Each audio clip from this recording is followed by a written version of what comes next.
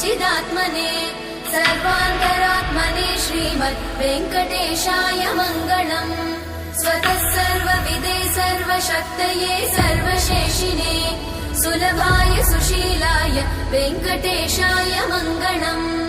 परस्मै ब्रह्मणे पूर्णकामाय परमात्मने प्रयुञ्जे परतत्त्वाय वेङ्कटेशाय मङ्गलम्।